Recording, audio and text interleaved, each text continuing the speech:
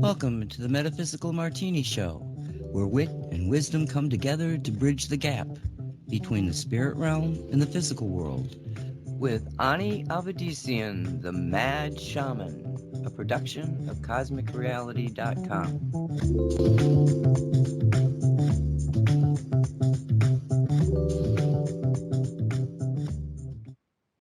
Hello everyone, I'm Ani Avedissian. Welcome to Metaphysical Martini. 3 parts spirit, 1 part rational mind. Add 2 drops of optimism. Give it all a good hard shake and pour.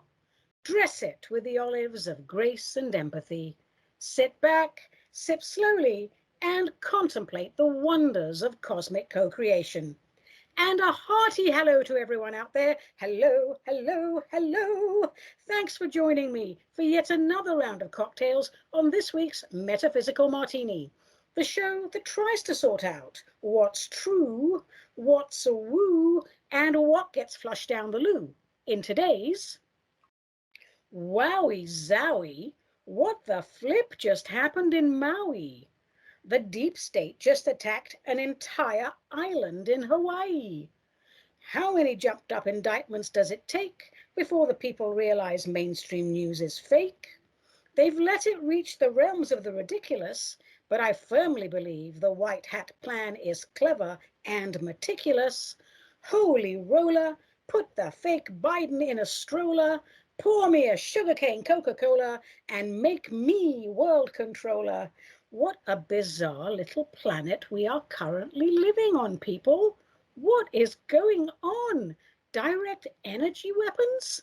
Really? Could they have made it any more obvious this time? Welcome to the show. Welcome to the show. As always, my darlings, we try to do this, whatever it is that we do here, with as much dignity and decorum as can be mustered on any given day. As always, my darlings, we are rarely successful, but we are honor bound to give it our best shot. And on this show, the Metaphysical Martini Show, oh God, we do love the odd shot now and then. Yes, yes, we do. In fact, let me take a sip of today's drinky poo and see if it's a sinner or a winner. Hold on, my darlings. Sipping is happening. I am evaluating my cocktail concoction. Ooh.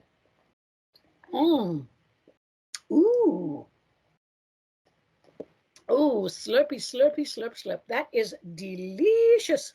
More on that later on, but very refreshing for such a hot day. If you're joining us for the first time, yes, we are as mad as we sound, but be advised this show is not politically correct because we do not wish to erode the intellect. Martini heads, we are spirit-centered patriots. We know how the world works. We know who runs it. We know why, and we know how.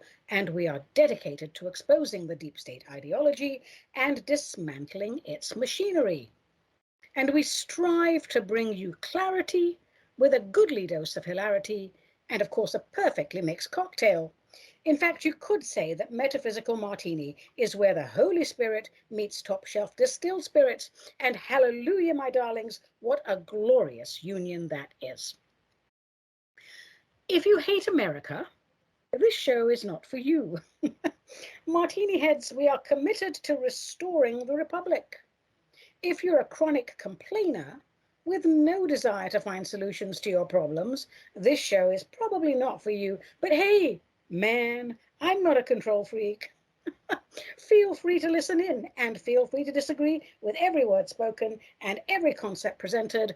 It matters not to me because I'm going to say my piece and no thing and no one can make me desist and cease. That's just the way it goes. It's my show. I'll do as I please. So what are we going to do today on my show? Let's see. On today's show, I think we're going to catch up with Quack. Questions, answers, and comments. We are a little behind on that. And, not because we sat on the bacon slicer.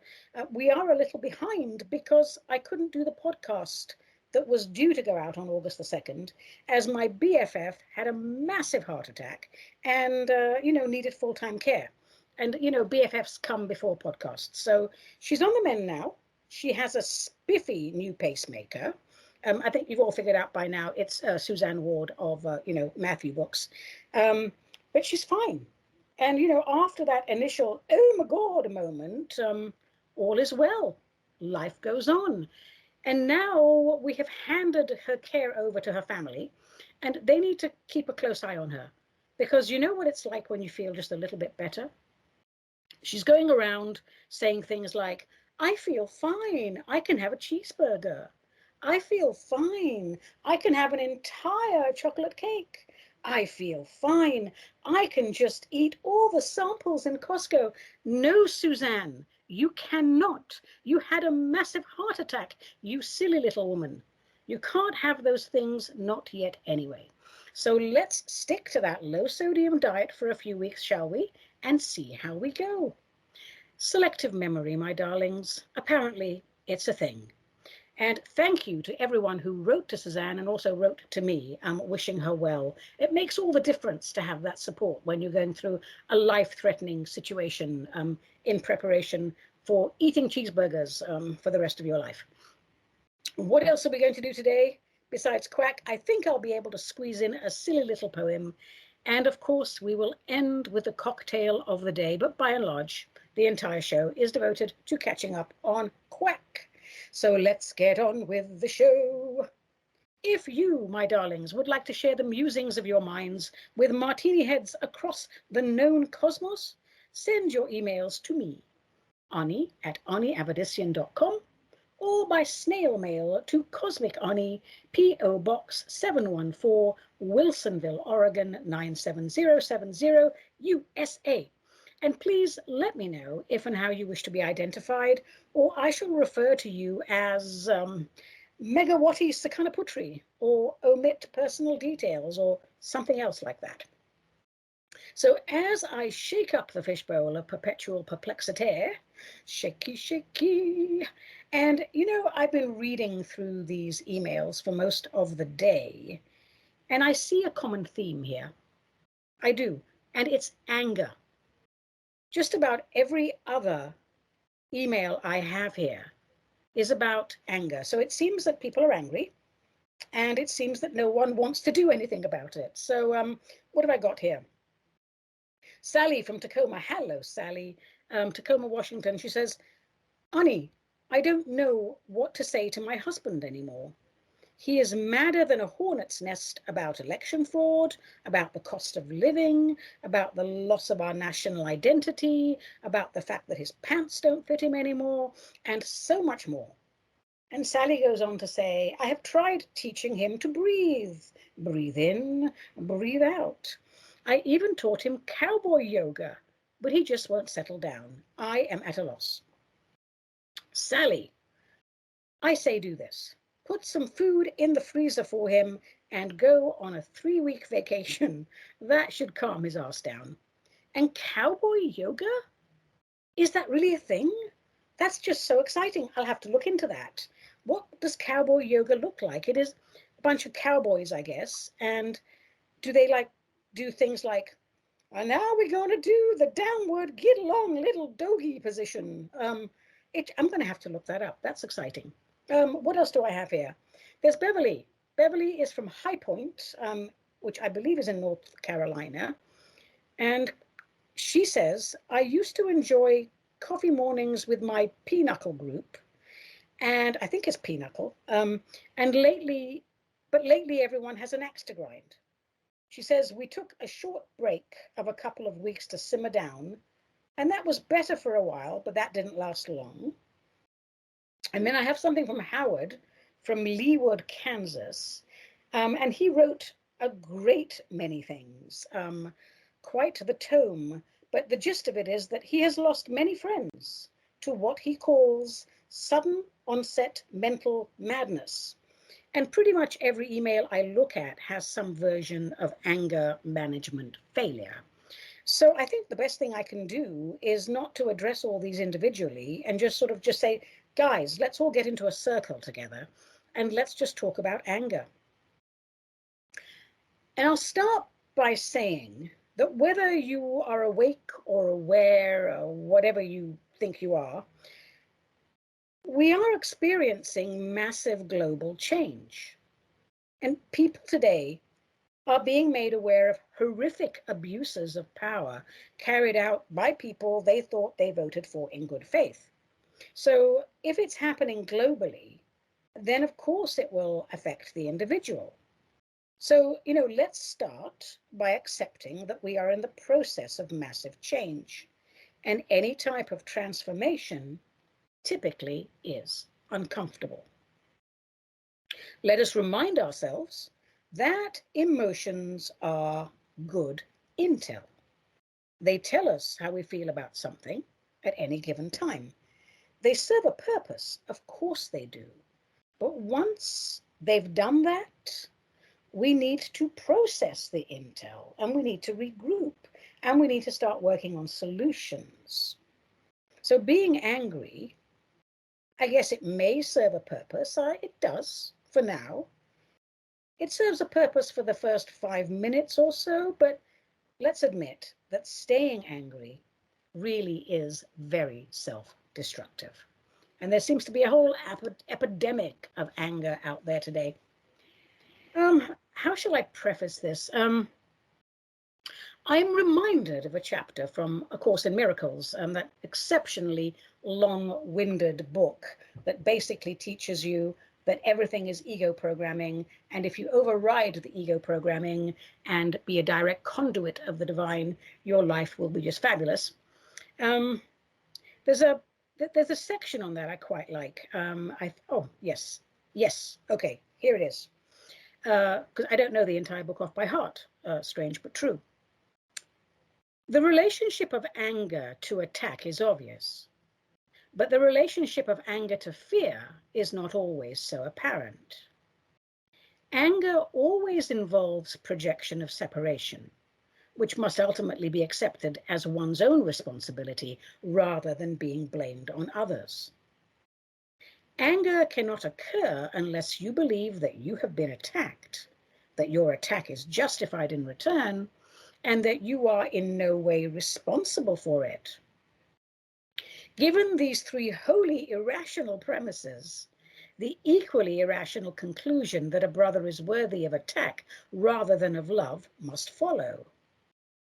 What can be expected from insane premises except an insane conclusion?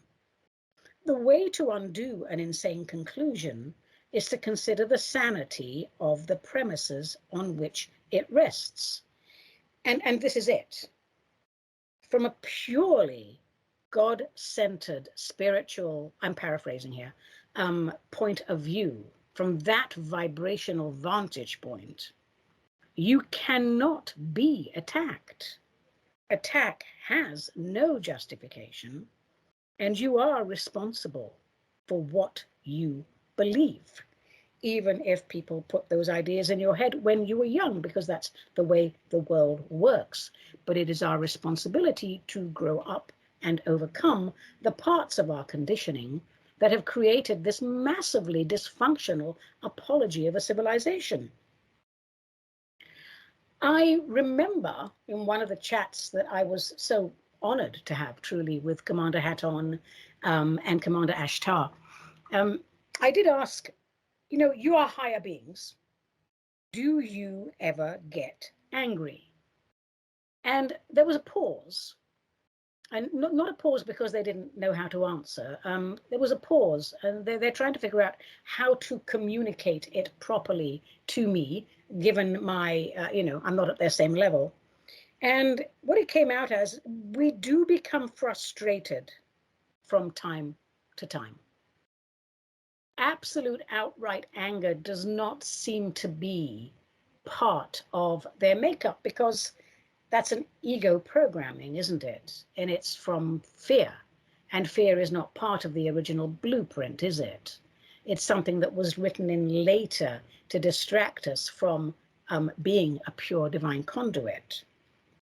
And the consensus was that if humans can learn to manage and process their emotions, while we're in the upper third dimension, with the fourth dimension lapping at our shores, anger could be used as a bridge to highlight how we feel about certain greater injustices.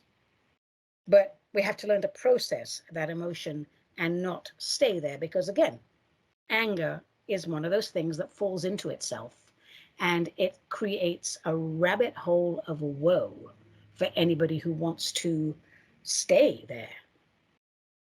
So if we ask a psychologist, they would say, well, Ani, anger is one of the most basic human emotions. Happiness, anxiety, disgust, this, that, the other. It's just a human emotion. And, these emotions, over human history, we can, these are our basic survival skills. They'll say, well, you need anger because it's, it's part of the fight or flight or stand still and freeze response of our sympathetic nervous system. Anger prepares you to fight, and whether that fight is physical or mental is irrelevant. And there might be good things about anger because, that there's outrage. And if outrage is managed, then we can point out and motivate people into, seeing injustice and changing the way that we deal with each other. And yes, I'll go along with that because I understand that if at this level of our consciousness, we can use anger to our advantage before overriding it completely, I'll go along with that. I'll say, okay, it's one of the basic human emotions. I'll do that for now. But we also have to remember that chronic anger, if we allow ourselves to get to that point, really damages our mental and physical health. And when we're angry, we do release these little stress hormones.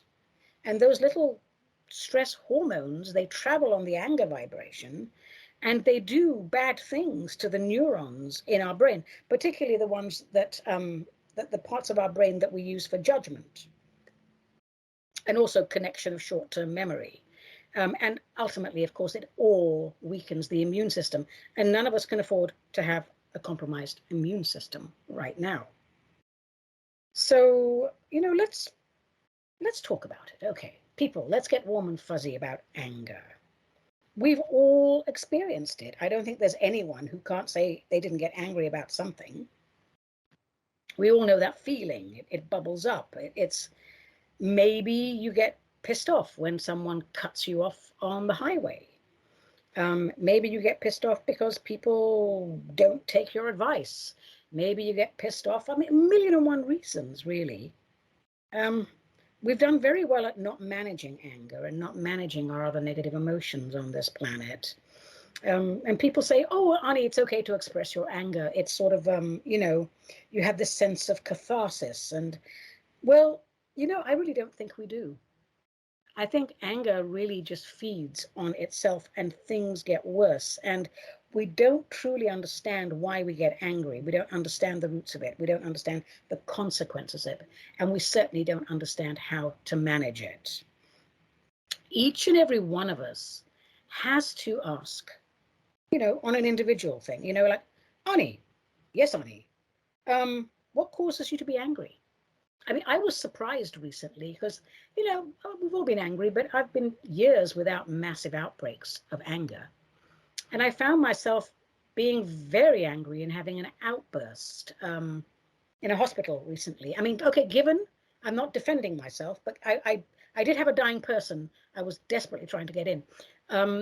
But I reacted in a very uncharacteristic way to someone who said I had to wear a mask in the emergency room.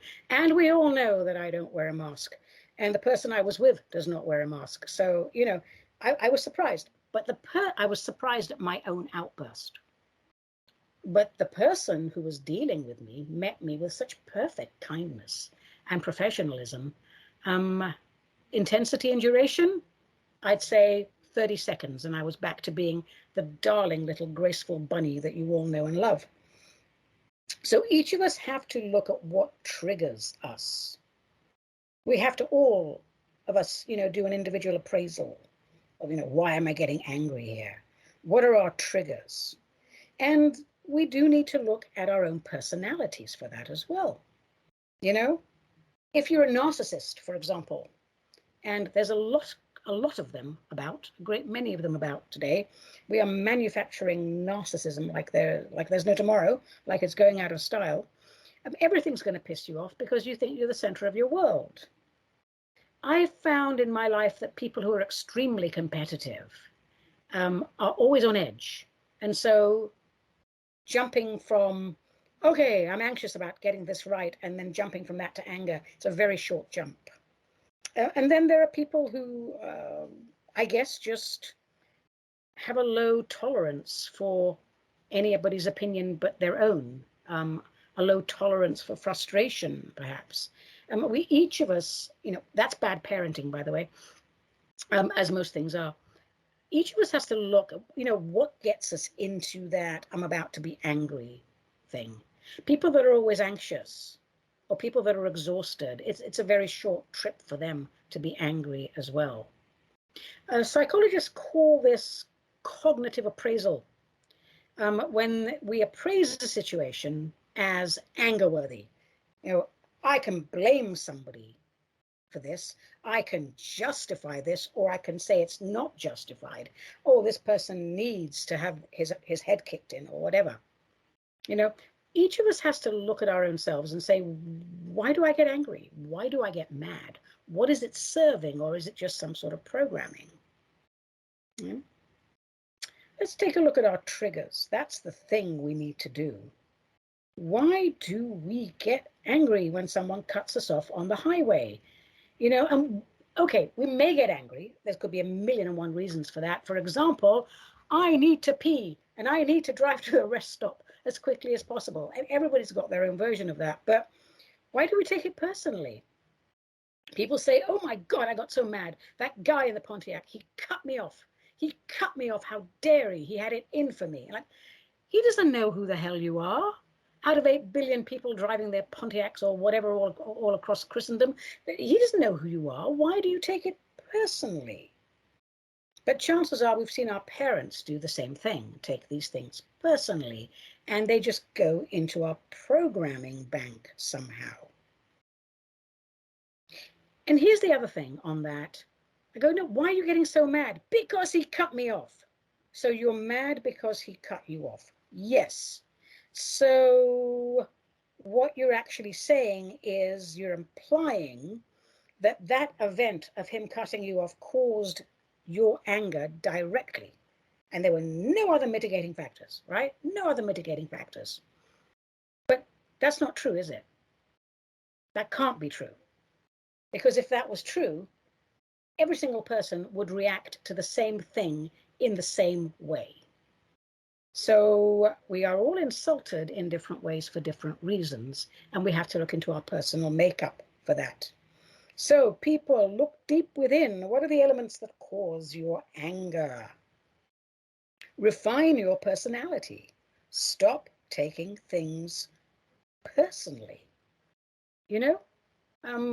Take a look at the joy that you're missing out on in life because you choose to, for some reason, you think that everything needs your reaction. Everything needs your energy. Everything needs your attention. That's how we think. And I can go into great detail about how we've been trained to think that way, but I think we've already realized that.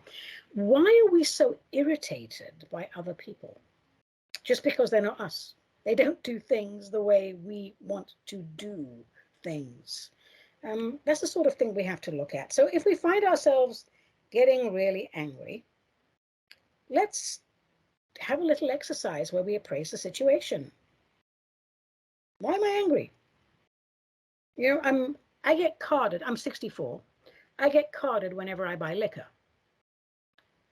It used to irritate me in the beginning because clearly I'm over 21. I mean, I'm youthful and gorgeous and beautiful, but clearly I'm over 21. And I used to get really irritable about it. And I thought, why? This is what they have to do. Just bloody well do it, I don't know, and I know people, and I can shrug stuff off now. That's the best. We always say intensity and duration. That's how you know how well you're doing in life. when you react to something in an outburst, but you calm down very, very quickly. Because I don't think we're ever going to get to a place where we're never going to be angry on some level and frustrated on some level. But we've got to shake it off. We've got to shrug it off. Don't stay with it. There are people that might go home after being carded in the store and go, how dare they card me? They're insulting me. They're mocking me. Clearly I'm over 21. And then they would talk about it and talk about it to other people and then go to bed thinking, my God, I was insulted today by being carded. And it sounds silly, but we do that, don't we? We really do. So we should take a look at that. We should take a look at that and see what it is exactly that makes us as angry as we are. Now, you go and sit in on some anger management classes, which I have done, not because I'm angry, because I arbitrate, because I arbitrate. And I don't do them anymore because, gosh darn it, I've been doing this job for 40 years and I don't need to sit in a room full of angry people anymore. But you come across certain personality traits in people. And you can tell pretty much after a while who's going to be triggered and who's going to be able to manage their, manage their triggers and process their emotions. I was reading Psychology Today, and I read all these psychology magazines, fabulous stuff. So they say that research suggests that the tendency to become angry is associated with high neuroticism and low agreeableness. I love that. So if you're highly neurotic, you're going to be angry very quickly, obviously. But also if you have low agreeableness, I love that. So if you're not a nice person, if you're a crabby little patty, of course you're going to have a shorter fuse. What do they say are the top 5? They say entitlement. If you're someone who believes that you are superior to other people in many ways and that your rights and privileges are superior to other people, you're going to see that people are being treated in a way that you don't think are going to be, they deserve to be treated. So people who are entitled get angry, of course, that's a character flaw. We should all work on that. Focusing things out of one's personal control. That's why we study the Stoics, people. What can we control? Our thoughts, our reactions, and our actions. So I deal with people who have been married for a very long time, and they'll say, my husband's behavior has bothered me for 25 years. And it's really driving me crazy.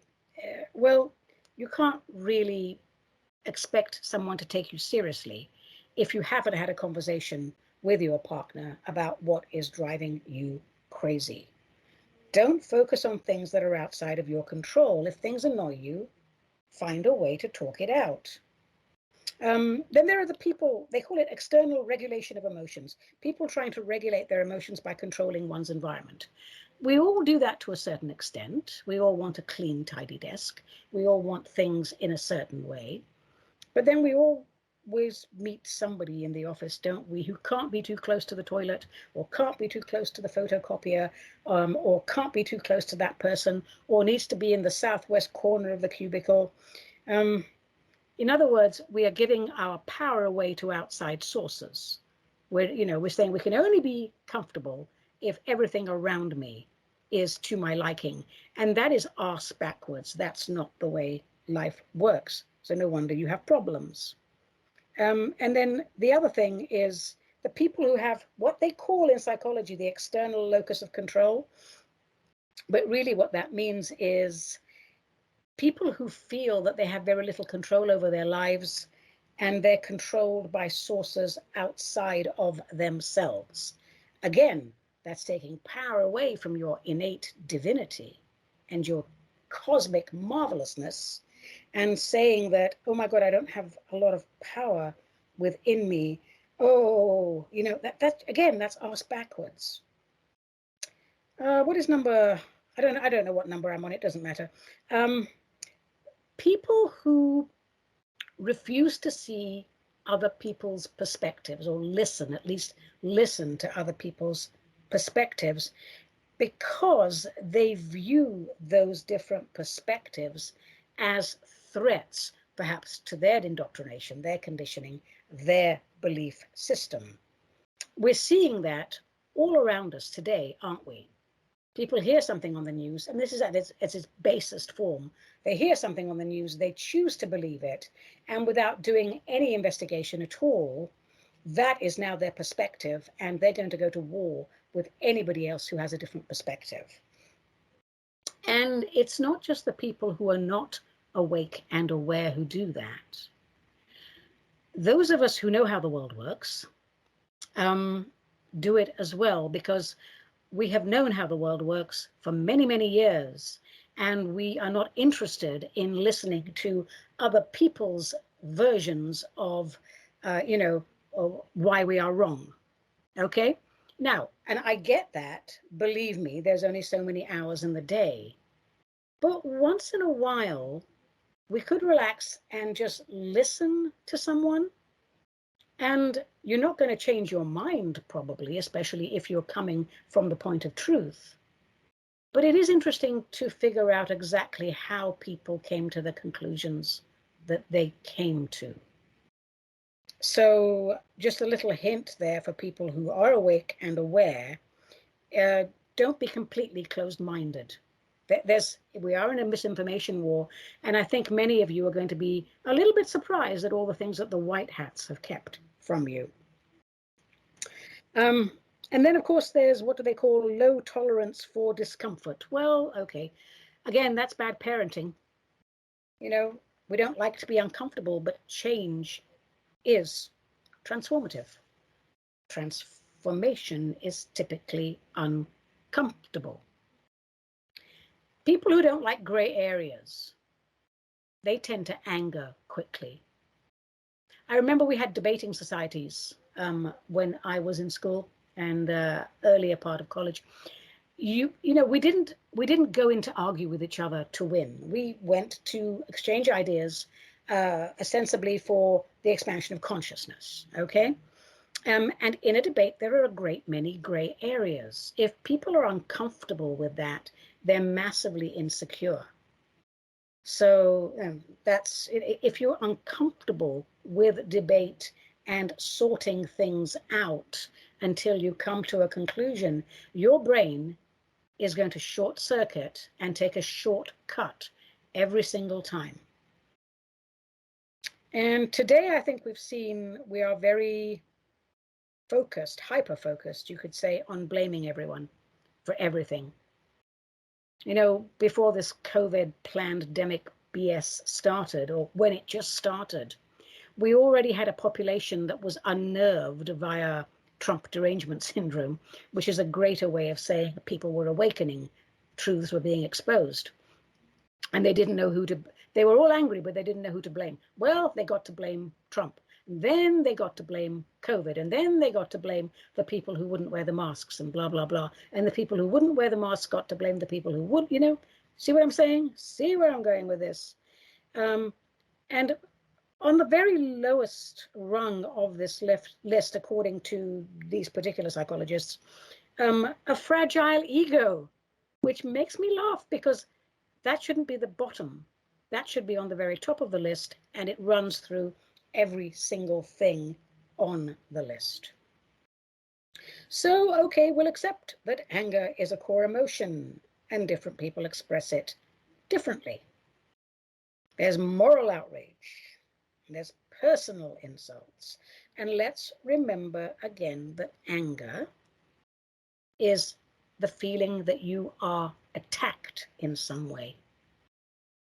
If you're a child of the divine, a spirit-centered, individualized manifestation of cosmic creation, you cannot perceive an attack because you are divine, and the divine overrides all threats, and threats are not threatening to a divinely centered being. Sure, we can get annoyed out of the many frustrations of life. Many, many things, annoy us. I mean, if you stub your toe on a big table, you're going to be angry for a moment and screaming out in pain and bad words are going to come out of you. But then you put some ice on your toe, have a glass of water, and, you'll calm again. There's this thing with anthropologists and psychologists. They say that, anger is something that we've used over the years to show our dominance in our tribe. We intimidate and we appear strong, and we manipulate and we appear clever, and we do many, many things to control each other. I think we've got to a stage where our temper tantrums really are not justified because they are ridiculous. I do get that if our needs are not fulfilled or we're not being heard, we will occasionally have an outburst. But then you've got to stop. You burst out, now breathe, and let's find a solution. And people are always telling me, oh God, it felt good to scream and shout at that person. Did it really? Did it really? I mean, for a moment, maybe. But again, it's not you that's shouting back at that person, is it? It's the ego programming that's shouting back at that person. So no, it doesn't make you feel better. It feeds the ego, and it makes the ego feel better, and it gets stronger. Virtue signaling, people, what we used to call moral grandstanding in the day. We're seeing that all around us now. People are putting each other down for so many different reasons.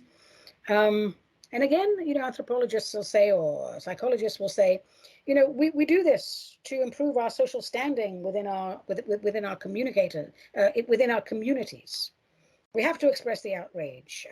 It elevates our status somewhat, etc. But you know what? It doesn't feel good. You may think it feels good. It does not feel good.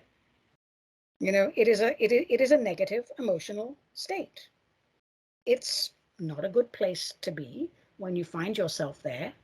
Regroup and figure out how you got there, and find a way not to go there anymore. If you're on social media, you are going to see all of these things. Moral injustice, anger, outbursts, mean-spiritedness, outright rudeness, trolling, all of that. It's pretty much become a part of our everyday life. Social media is saturated with stupidity and misplaced outrage. There's a lot of blaming each other right now and feeding the anger. What was the meme that said people are getting far too comfortable insulting each other on social media? Because if you were in the same room and someone punched you in the face, you would shut up and you would go, oops, maybe I shouldn't have got that angry in the first place. So let's just take a look at that. Let's take a look at why we are outraged. So look, I'm not saying it's not a bad thing to be outraged. It can serve a purpose. Look, we have a society now that is asleep, that is waking up rapidly, and they are outraged because adrenochrome. They're outraged because child trafficking. They are outraged because they figured out why Uncle Bob didn't want to be alone with this Catholic priest. They are outraged because of Ukraine, because of money laundering. They are outraged for 1,000,001 different reasons. That initial outrage, definitely allow it. You have identified something that makes you feel a certain way. So you've gathered the intel. Now breathe and go, okay, wow, I've got to process this. I've got to chill out with this. And when I'm calm and stable, let me see what my contribution to alleviating these problems in the world could be. What would that look like? Yeah. It's very frustrating just to go around listening to people being angry all the time and offering absolutely no solution to any of it. Where else do I want to go with this? Happiness. I want to talk about happiness. I want to talk about happiness. Is it more complex than we think it is? Why have humans made happiness such a complex thing?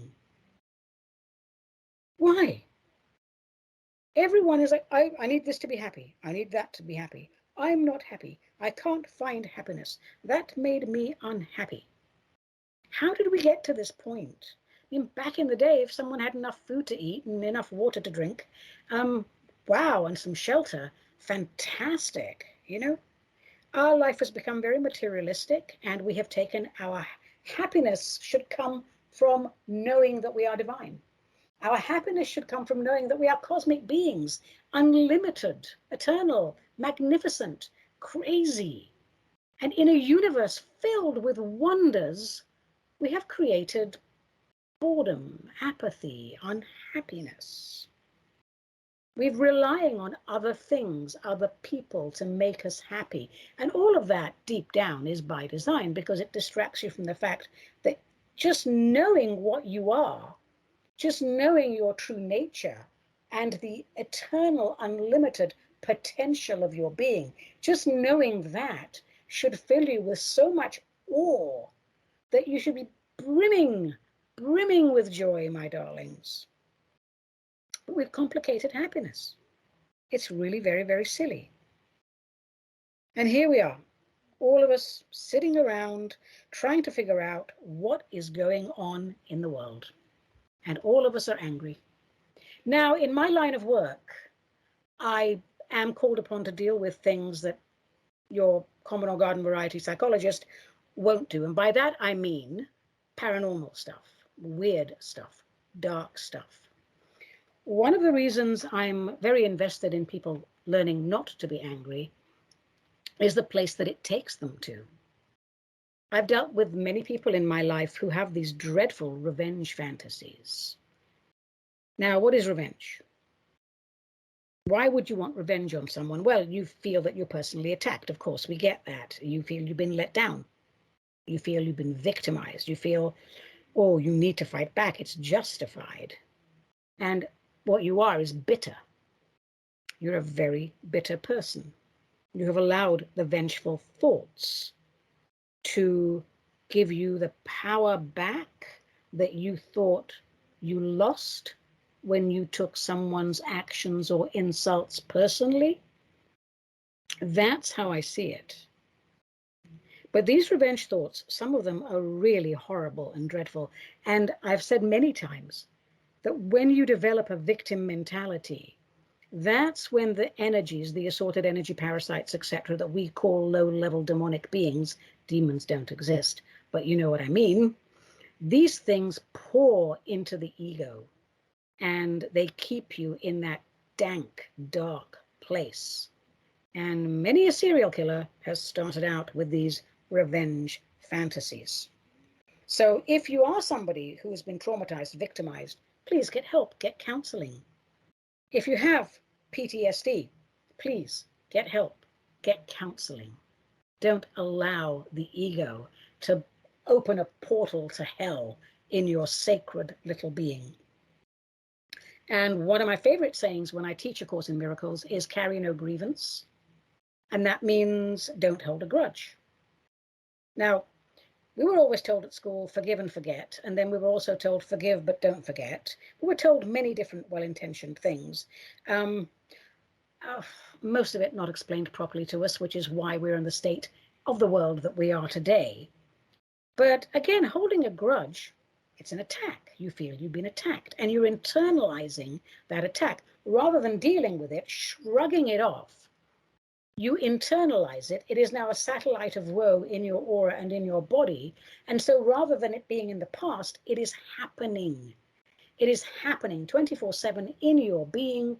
And if it's happening, it is attracting, because like attracts like. And you're in a rut now, a world of woe, of grudges and grievances. We teach people when they are in this mindset to stop focusing on the person that caused the grievance and to shift somehow to the actual event itself and listen to their narrative and then have them explain it from the other person's point of view. I find that quite helpful. Painful for the people, but we're never going to get better. Batter? Yes, we like batter, but we're never going to get better if we don't engage in that little thing called self-honesty. Because you cannot allow yourself to be chronically angry. You cannot allow yourself to be continually angry. When we become angry, what happens to the aura? Whoosh! A surge of energy. Where is my drink? Oh, it's so hot in here. Hang on. This glass was full of chunks of ice. It is completely melted now. Oh dear, never mind. So, consequences of our anger. You get angry, whoosh, your energy stream goes bananas. And then you've got chemicals, because we are a pool of chemicals, aren't we, in a meat body? Chemicals everywhere, blah, adrenaline, blah, bloodstream's going mad with all this stuff. And your heart's going boom, buddy, boom, buddy, boom, buddy, boom, buddy, boom, buddy, boom, buddy, boom, boom, boom, boom. And your blood flow's increasing, and your little muscles in your buttocks are all tight, and your shoulders are all whoa, squiffy and tense. And guess what you're doing to your immune system? Guess what you're doing to your cardiovascular system? Guess what you are doing to your entire being? In addition to that, of course, you're screwing up relationships at home, with your family, with your friends, at work. And if you get really angry and do bad things as a result of that, you're going to have legal problems. And you don't want legal problems. And then you're going to have financial problems. Please learn to think clearly, because when you are angry, you cannot think clearly. Use the analogy of you cannot see your reflection in water that is being agitated, that's boiling and bubbling.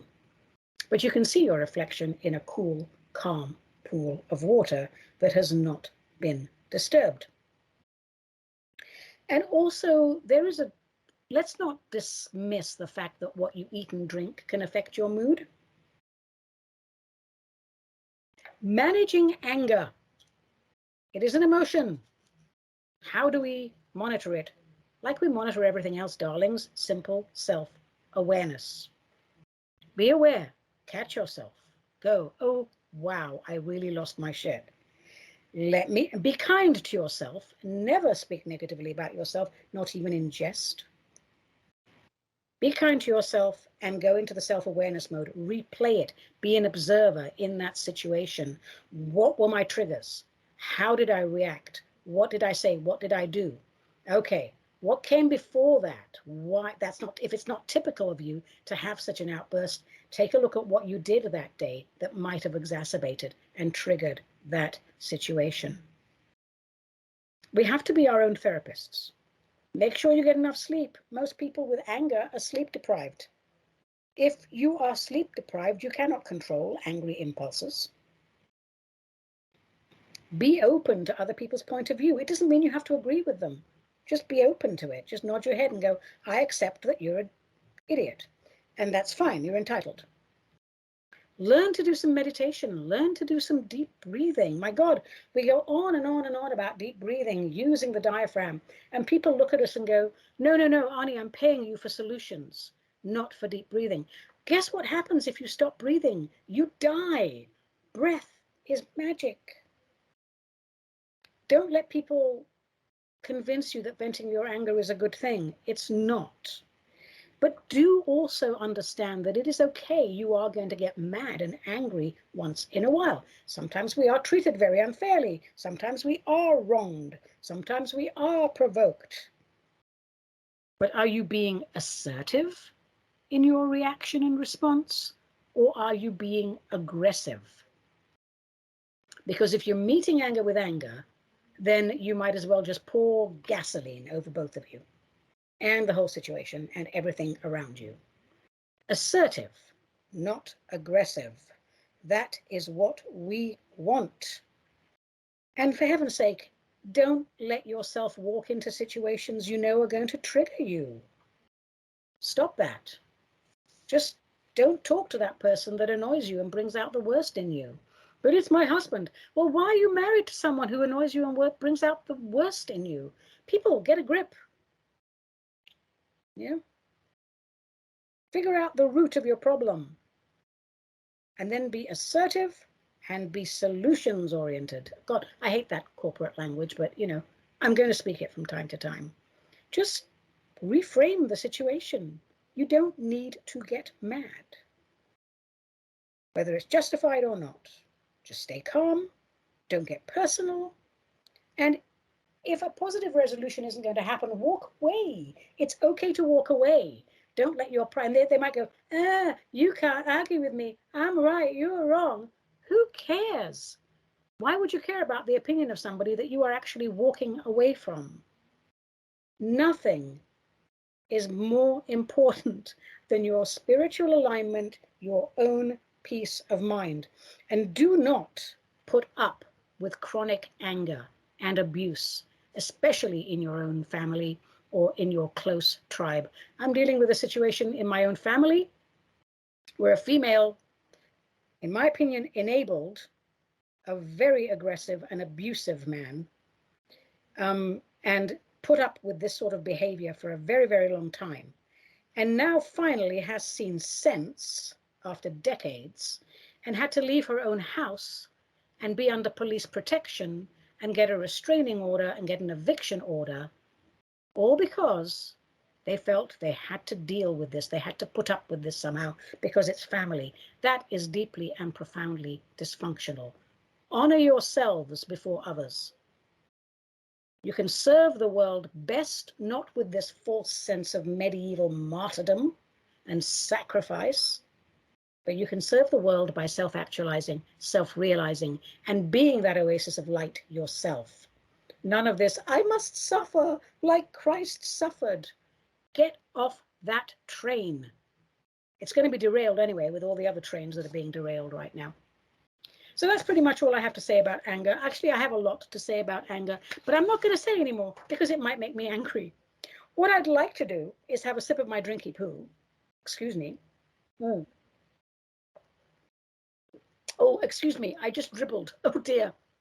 Thank God this is not one of those video things.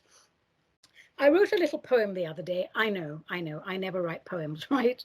But I wrote a little poem the other day as I was sitting, sorting through all of the 7,000 million posts on my Telegram group. And I was thinking about all of these ridiculous indictments that they're giving Big Daddy T at the moment. And I felt a tremendous sense of calm come over me, because I know that we are going to take the long road because this is a pivotal moment in our civilization's history. I know that all the I's have to be dotted and all the T's have to be crossed. And I know that when this particular era is etched in the annals of history, we have to be seen to have done everything the right way so that we can honorably ascend into a fourth dimensional consciousness. And while everybody else, not everybody else, but most other people in the group are going, oh my God, what are they going to indict him for next? They're going to indict him for wiping his ass with this, or what are they going to indict, or for smiling, you know? And I thought to myself, no, honestly, nothing can stop what's coming. And so I'm going to call this little poem that I wrote, Indicted We Stand. Here we go. He's not worried about the indictments. It's very much part of the plan. There is more than a touch of excitement as he plans the demise of the man. The forces of darkness have gathered and prepared to destroy humankind. They soon will be tarred and be feathered, arrested, maligned, and confined. We are sovereign, not slaves to the system. Our lives we shall live as we please. Screw their rules, we shall live by our wisdom. They are frightened. I can smell their unease. That's just how I felt, and this is how I feel now. Very calm, knowing that we are at the point I believe is the end of the beginning. So as you negotiate this world of mayhem and misinformation, know that there is only one source energy from which all things come, and all of those manifestations of source energy have their own adventures. And no one gives you a handbook, so some people get lost on that adventure. They get dark and they get dirty and they get afraid. There's billions of life forms, trillions. What's the biggest number? Is it a Google? Googly wooglies of beings all over the cosmos, each of them trying to make sense of what is and what isn't. Do not be downhearted. Do not be distraught. Do not fuel the fire of insanity. We are on track. The white hats know what they're doing. Because if there was any danger that it would go any other way, why would Trump go through this? Why would the white hats ask him to go through this? He just quit. He's got money, he's got a hot wife, and he's got a hot life. No, there is a greater karmic purpose on all of this. And if he's calm, I'm calm. Well, a quick reminder, if you would like to join my Telegram group, and why wouldn't you? It is a place for spirit-centered patriots, martini heads, people who love America and want to restore the Republic. It is Ani Mad Shaman Avedissian Chat on Telegram, or you can drop me an email. I can send you an invitation, although it is a public group. And if you want to join my Course in Miracles group, just go to my website, aniavedissian.com, read the blurb, send me an email, and join the group. We're making some fabulous headway in that group. We've all come a long way, and this is our second year, and we're all very, very excited about the fact that we're learning to manage our anger, which is no easy feat in today's world. So, darlings, we are coming up to the end of the show today. Let me finish my drink, which was lovely, by the way. I'm going to tell you all about it in a moment. Hold on. That was absolutely yum-o-matic. But I have finished my drink, and that always means the end of the show. And I do hope you enjoyed listening in, because, you know, I certainly enjoyed recording it. And if you didn't enjoy it, you have lost a whole hour of your life that you're never going to get back. Today's real-life cocktail was called Texas Ranch Water. It's from East Texas, and here's how you make it. 3 ounces of your favorite tequila. I use Hornitos. 1.5 ounces of fresh lime juice, fresh. And then you need a club soda, not seltzer, a club soda. They use something called Topo Chico in Texas. And then you get a fresh lime wedge for garnish. Get a glass, any glass, a tall glass, fill it with ice. Add the tequila, add the fresh lime juice. Top it up with your Topo Chico or your other club soda. Give it a bit of a swirl, put a lime wedge in it. And it's sort of like a skinny margarita. It is delicious without the sweetness. But remember, folks, cocktails are great if they are an occasional treat. If you use top quality ingredients and take the art of mixology seriously, one big drink is all you need. With thanks to Mystical Wares in Mount Vernon, Washington for their generous sponsorship. I'm Ani, mad as the day is long, Avedissian. This was Metaphysical Martini, a production of Cosmic Reality Radio, to whom we are most grateful. Until we meet again, darlings, remember, God can only do for us what God can do through us. So stand up for your rights and let's topple the odious oligarchy of the current puppet administration. But above all, sweet things, let the spirit inhabit the human.